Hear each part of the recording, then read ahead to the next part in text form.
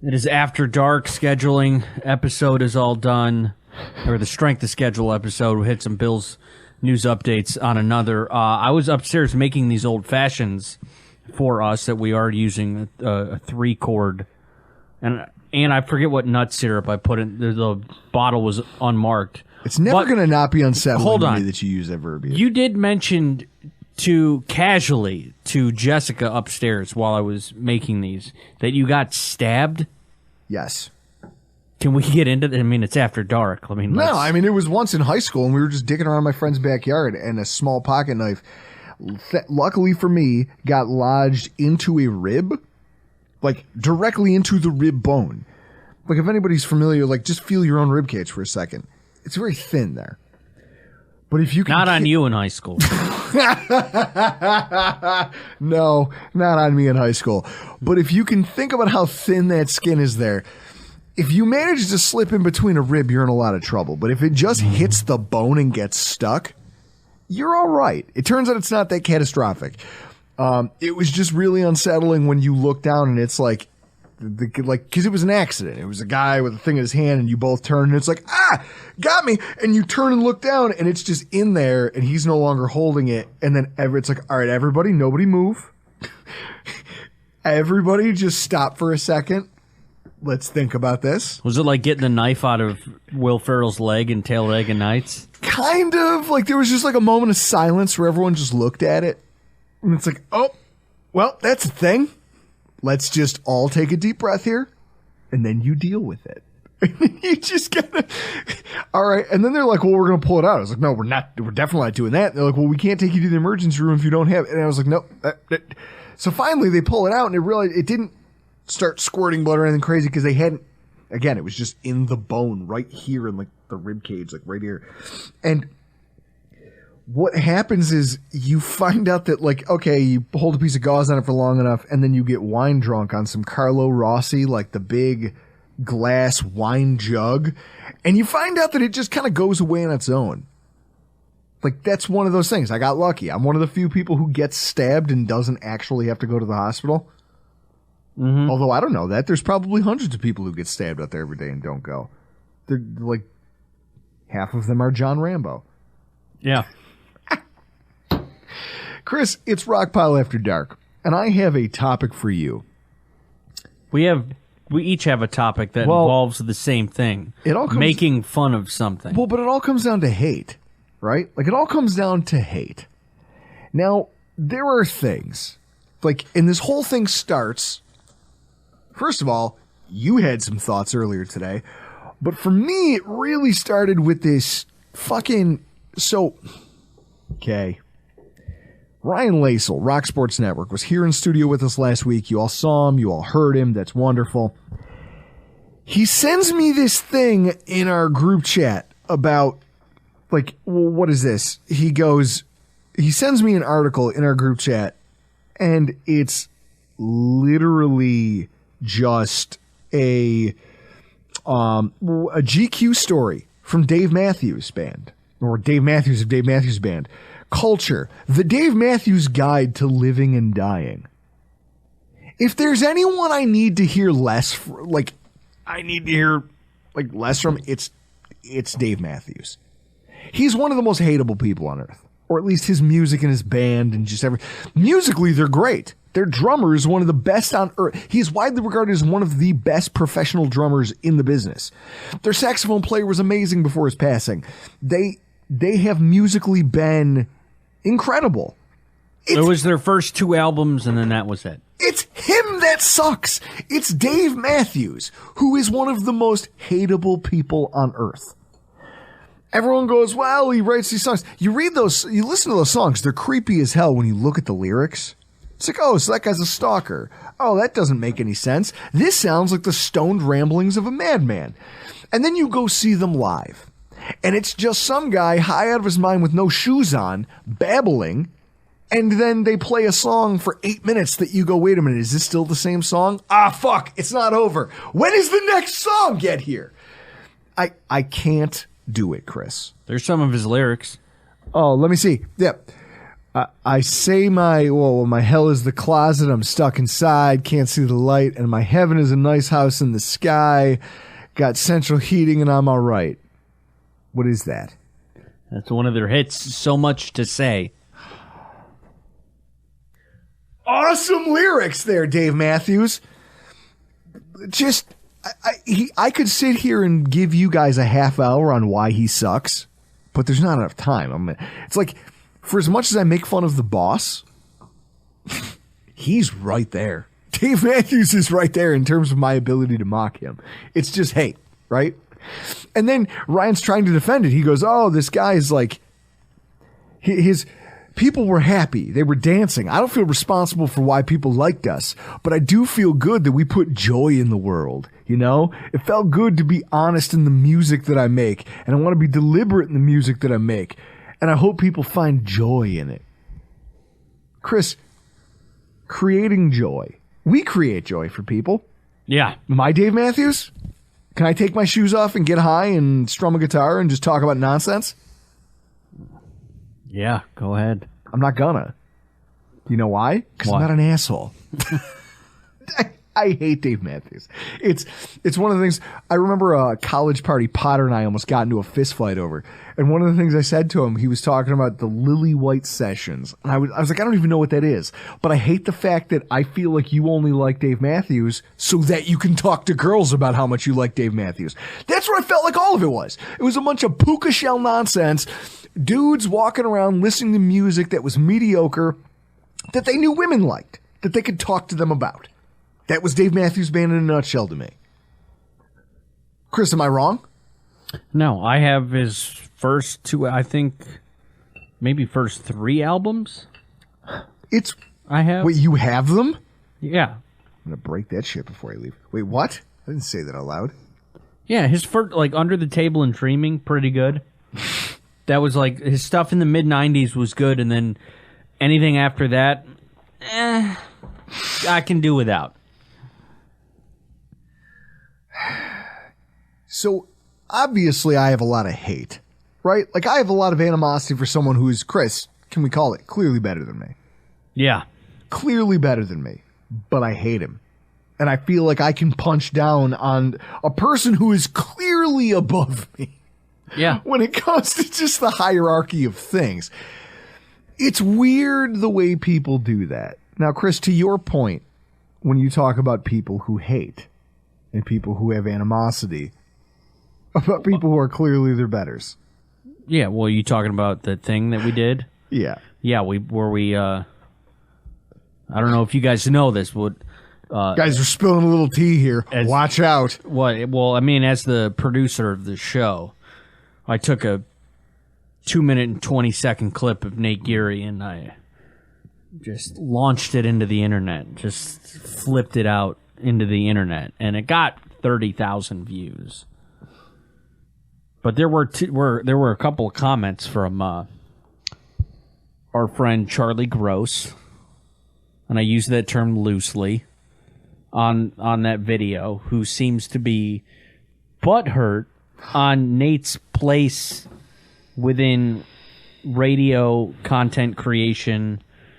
And, like, it's just like, as much as that guy sucks, like, I like the fact that focus on your own shit and stop complaining about other people's spot in line. Now I will say this. You come by that mentality because you're a fan of comedy. Yeah. You understand the idea of paying your dues. Mm-hmm. You pay your dues if you're good. Like, this is a meritocracy. It is what it is. You get what you deserve. True or false? Yeah. Like, people go, oh, your show is underrated. No, it's not. No, it's not. Because if you put us in front of more people, that's just more people who can get mad about the things that I say. Or the way that I choose to say them. Or the fact that I choose to drink, what, Chris, the equivalent of like 9 drinks and podcast? Yeah. People go, oh, I prefer guys who are a little less crass. That's fine. I don't begrudge you that. We've had that talk with Bruce. Like, we're not... There's a spot for this show. He says it on to us YouTube all the time. He goes, there's what a you spot do. for our show, and not everybody's going to like it, and that's fine with us. I mean, just the premise of this podcast is it's a conversation at a bar over drinks. That's why drinking is a part of this podcast. That's why that's why we promote we go to every game. We're season ticket holders. We're there every week. Come have a drink with us. That's the basis of this podcast. I guess my thing is this. You get in where you fit in, and what I don't like is when I see stuff like that, like this guy Rev. Probably not a bad guy. This is the worst part. I think if I met Charlie, for as much as I've held off on really saying anything poor about the guy, but also this guy Rev who trashed Nate, like, and this is what I don't like. Charlie goes on to write a Word document, then take a screenshot of it and like tweet it at Nate, and it got 5 views because no one gives a fuck what you think. You aren't anybody, but you think you're in a position to chastise somebody who works in professional radio about how they do their job. I look at this and I say to myself, these are people who, Chris, like the world of comedy, don't understand the idea. Get in where you fit in, know your lane. You guys are mad that somebody else has a spot that you don't occupy because you believe you're smarter than them. You believe you're more talented than them, that you know more than them. And you know what that's called? You know what that's called? What? Being the Ryan Grigson of podcasting. Oh my God. You gotta be the smartest guy in the room. Well, like this thing. To quote Charlie Gross, just because you work in sports radio doesn't mean you know anything about the sport you cover. Vanilla elementary football takes from this guy. A good reminder that content creators, even the good ones get paid, are just fans with a lot of bad takes. Do you believe that that's what Nate Geary is? Well, do you truly believe that? Or is that just being a hater, the same way I'm being a hater towards Dave Matthews? Well, we met Nate with Ryan at the Pittsford pub. Yeah. The training camp, like our first off-season, like 2016. And you know what was really funny about that? I got to watch John Murphy big-time Nate Geary. Here comes John Murphy walking across the lot there at St. John Fisher. And Nate goes, Hey, John, good to see you, and puts his hand out. And you watched John Murphy give Nate Geary the, fan treatment. Oh, hey, bud, nice to meet you, blah, blah, blah, I'm John Murphy. And he just looked at me and goes, I can't believe that fucking happened. I've been doing this guy's show prep for 3 years. I've seen this. Chris, all I can say is hate. It's fun, but it doesn't get you anywhere, does it? No, and yet we do it. Focus on your own shit. But also sometimes it is fun. I'm not going to lie to you. This guy Rev calls him a clown. Says they didn't have another tight end on the roster like Kincaid. Just because Howard flopped doesn't mean they scrapped the plan. Yeah, Rev is correct. You brought up O.J. Howard. Rev is correct. Yeah. No, he's right. And they went on to have a conversation between the two of themselves to no one. But the idea is that if you're literally out here grousing on social media over a guy who gets paid to talk on radio about his sports opinion, and you're going to do it in my mentions, I'm going to talk about you. I'm going to do it. So keep it away from me. Charlie, I don't know you. I don't dislike you. Here's what I know. You say a lot of dumb shit on social media, and you talk out of school, and you talk it's almost like you punch above your weight class. You're probably a smart guy. I just don't understand why you approach this the way that you do. It's crazy to me. Just relax, dude. Calm down. Calm down. Yeah. Everyone take a deep fucking breath. But if you want to hate, because I'm not going to stop you. I hate irrationally. I hate a lot of things. I've openly, especially, Chris, I found that I get a certain sense of nihilism when I'm hungover. I feel like when I'm hungover, I actually hate more things than when I'm... But is that normal? When you're hungover, Chris, do you find that you hate more things than when you're sober? No, I just hate that I can't get out of bed. Oh, yeah, no. See, that's never my problem. In fact, when I drink too much, I get up earlier because I know it's like I have to keep my feet moving or I'll die. So then what happens is I'm walking around, I just keep thinking about how little any of this means. Like, that's where my head goes. I go to myself, the sun could explode right now and none of this would matter. It could kill us all right now. I don't care. And in that headspace, it turns out you dislike a lot of things. And I like, we were driving to our friend Allie's house. It was my wife, you. Did you ride with us that game? The Giants game? Had to have been. Yeah. You, me, Larissa. It was the Drew Gear Bingo. Okay. Is that where I have all of your some of your gifts? All those gifts. Yeah, we rode together. So and it was you, made me, fun of Tonawanda. Mike, and my wife in a vehicle. She drove us there, and the entire ride there, I talked about how I made fun of Ohio, Tonawanda, France. Yeah. Like, Europe as a whole. Like, I was just like, I can hate anything at any given moment. It's one of the beauties of life, right? Like, everyone goes, look for positivity. Nah, I like to look for all the reasons everything else sucks and that the things I like are pretty cool. Yeah. Which is why I understand the Charlie Grosses of the world. And so with that in mind, I want to say this. Last night, watching the Boston Celtics lose a playoff game at home to a team, to an 8 seed, Chris. An 8 seed that had to get in via the play-in tournament. Yeah. The Heat go into Boston and beat them. And Boston media is just in shambles. Boston sports fans are just beside themselves. Oh, I bet. And Jimmy Butler's that dude. Sure. He's that dude. But this is what I want to bring up. I did a victory lap around that. I'm not a Miami Heat fan. I'm not a basketball watcher. I did a victory lap around my fucking house when the Heat won that game over Boston. Because I hate the city of Boston from a sports perspective, right? Yeah. So that got me thinking about hate and like what you hate and who you hate and why. And I started thinking about who are the most hateable sports cities. Like when you like I get it. Like if I Google, I did this. This was an exercise I did earlier. I'm going to do it right now. In fact, you do it, Chris. I've got a screen. You Google. Well, I was going to say the hateable sports cities for me.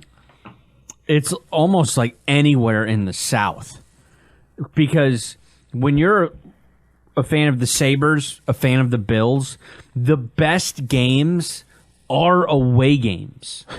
We're going, like, at some point, Drew, we're going to have to go to Pittsburgh, go to Cleveland for do a Rockpile report on the road game. Road games are so much better than home games. It's not even funny. I've been to a Thrashers game before. You would buy seats 5 rows from the glass, $65 a ticket, and then you just watch families move away from you. Because you're being a giant asshole. Away games are so much like Atlanta, Raleigh, Nashville, Tampa. I hate those. I have so much hate for those cities. I went to Game 5, 05-06 Eastern Conference Finals.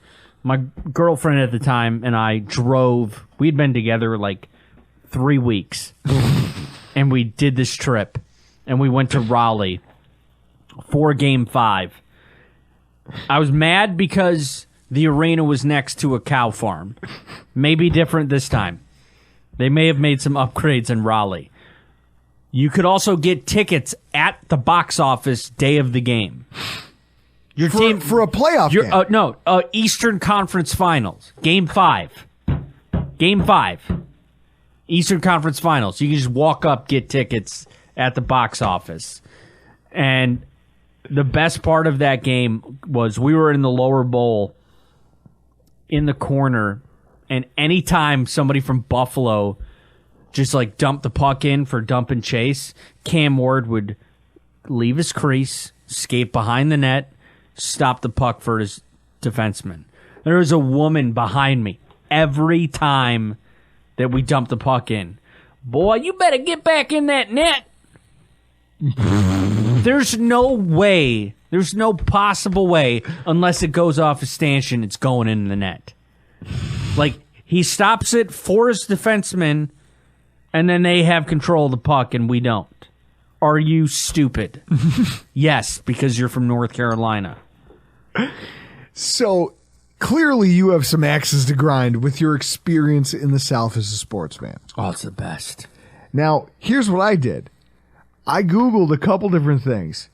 And we need to talk about this. If we have to build a power ranking of who are the most hateable sports cities, like, do you have to categorize this? Like, are you talking about just the city in general plus the teams? Is it just the fans? Or are we combining them all, Chris? Well, for me, mine is... Is it overall experience? Mine is 100% experience, having been to Carolina. I've been to Florida. I went to Florida with same girl I went to Carolina with. We went... Oh, so she stuck around through that mess? Yes. So because I'm sure you were a real peach. 100. I was in my early 20s. Oh, yeah, you were so quiet and shy. Yeah. Before you found your balls. Guys, Chris, dad bod. Put the camera back to me for a second. Guys, before you don't know this, when the podcast first started, Chris had recently suffered a divorce. Now, separation. Old heads know this. I was going to serve his wife with divorce papers.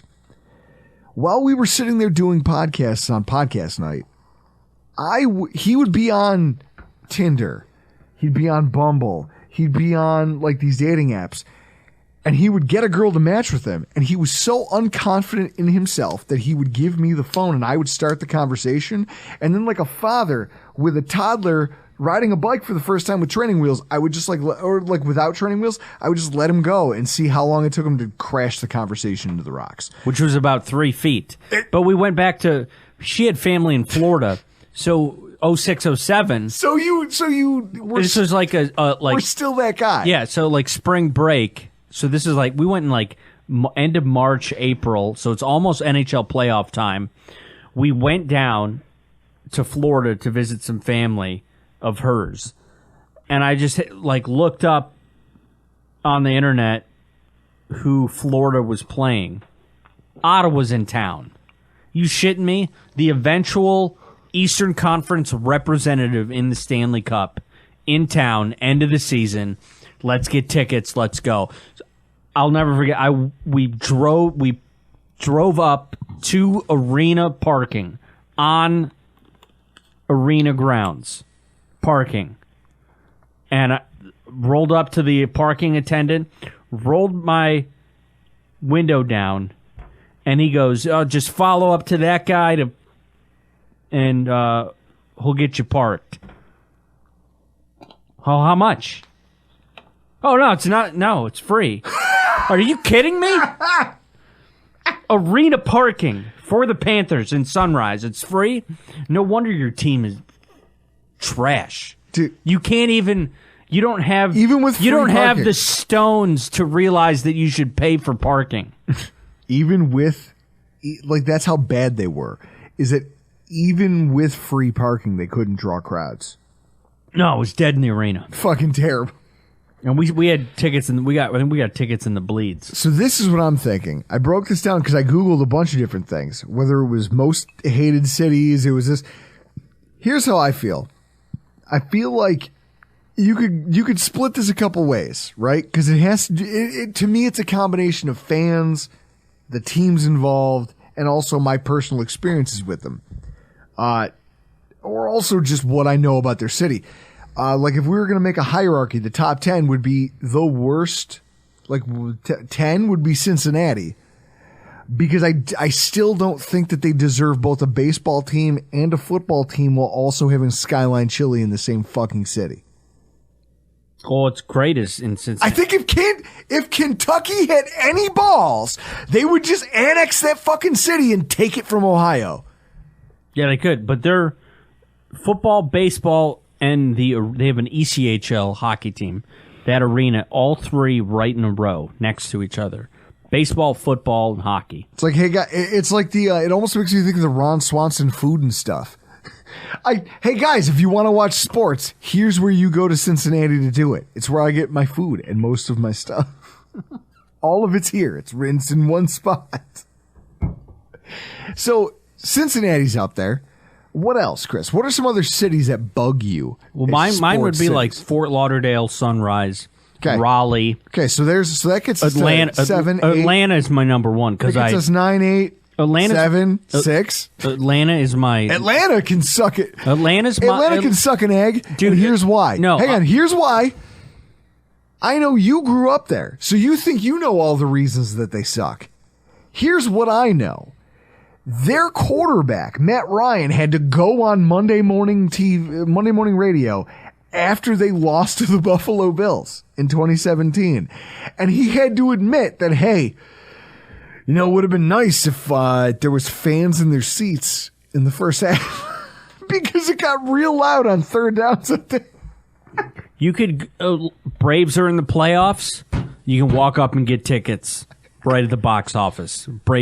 Wild card Braves game, divisional round Braves game. You walk up, get tickets.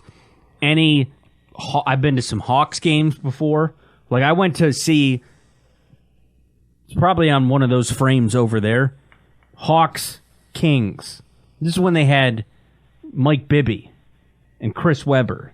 I went down to Phillips Arena to see that team. More Sacramento King fans than Hawk fans. Anytime I go to an Atlanta to see an Atlanta team play, more fans are for the opposing team than Atlanta. Well, it's a transient city. 100%. So, then you get into the hierarchy of who's really hateable, and I'll tell you what's funny. So, forthewin.com did an article called Which Sports City is the Easiest to Hate? Now, this was written back in 2019. Like, somehow Minneapolis made this list. Chris, anyone in the North, like, what do you want to call that? The North Midwest? No, it's the North. The North? Just straight North. You're can't not, hate them. You're not Northeast and you're not Northwest. You're just North. But they also lost 4 Super Bowls. They just didn't do it in a row. But the thing is with Minneapolis, like, you can't be mad at Minnesota, Green Bay. Like, you can't get mad at anybody in any of these northern, almost Canadian, like, territories because it's fucking cold and we're just bitter people. Like, yeah, sorry, we're a little gruff, but also we're not insufferable. I've never met anybody from those places that I couldn't stand. I've seen Denver talked about in this way. But here's what I love. Right? When you go to the bottom of this list by For the Win, here's what they come up with. Philadelphia, Philadelphia is the city with the worst sports fans. Right? Because they throw batteries at Santa? They're fucking terrible people. Okay, real story. I'm in Pittsburgh. We're at Hofbrauhaus. Now, this is back before there was one in Buffalo. This is when Hofbrauhaus was special. We went there, and my ex-girlfriend and I are there. We're there. She and I hate each other already at this point in our relationship. We're just not mature enough to talk about it. So she's inside getting hammered with her friends. I'm outside smoking, and this idiot who's dating one of the people in their friend group who's from Philly comes outside and starts crowing about how him and his friends threw batteries in pill bottles at Vince Young when he made his first game back from his sabbatical from football after he had a nervous breakdown. And I fought him. I don't know what happened. I don't remember the conversation because we were all drunk. I just remember he said that, and then I talked to him, and then I flicked a cigarette at him, and then I had him in a headlock. That was it. That was the progression of things in my mind. Philadelphia fans are trash.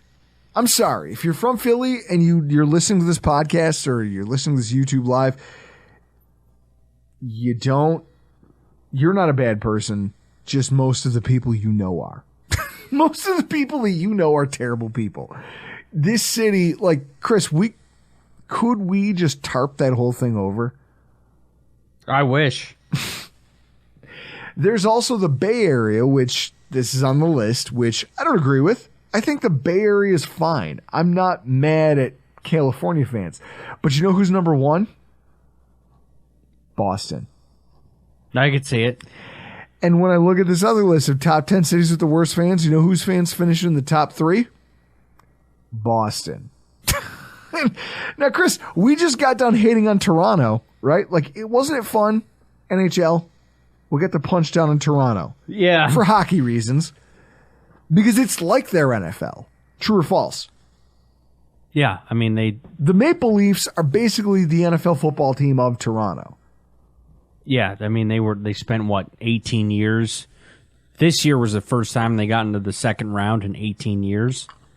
And then they got beaten 5 games? Yeah. So, my point is, there are fan bases, right? Like, you hate. I hate Toronto. I hate Cincinnati. I can hate everything for a whole bunch of...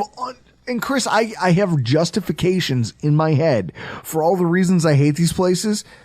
Do you know what's funny? All of these places have more Fortune 500 companies. They are... Sounds like Atlanta. They're bigger than us. Sounds like here Atlanta. In Buffalo. Their sports teams have historically, maybe not recently, but historically been more successful than ours. Not Atlanta. And yet I can find ways to hate them and hate on them and make fun of them and punch, take jabs, right? Yeah. Can we all agree that Boston might be the most fun to take shots at? Yeah, and it's with their recent success, like with the Patriots, all those Super Bowls they won while they had Brady. Brady's now gone from the NFL. Allegedly, this is going to be the only year we have a Brady-less NFL, as in 2024 he hits the booth with Fox. But seeing the Patriots win all of those years, and if this is their decline to stay in the bottom for like 5 years, it's delicious. Oh, it's fun to watch. And so I like watching an entire city suffering as their hockey team. Chris. 65 wins, most wins in NHL history, most points in NHL history, out in 7 games to the 8th seed. I love it. Love it. And then what? Their basketball team loses game 1. Their football team is regularly now getting kicked in the teeth by a team from Buffalo. I don't know. Like, it's fun hating other things, right? Yeah. I guess we're all kind of haters. So, Charlie, I'm not trying to be too rough on you. I get it. I get what it is to hate things that are sometimes, like, historically better than you. In a moment where you're like, well, this is a vacuum, and here's a moment where I think it's not. It's not, but I'll drink with you. And I'll tell you that I will embrace the idea that you can hate whatever you want, because to quote the mayor from Ghostbusters 2, treating people like dirt is every New Yorker's God-given right. And this has been Rockpile Report After Dark.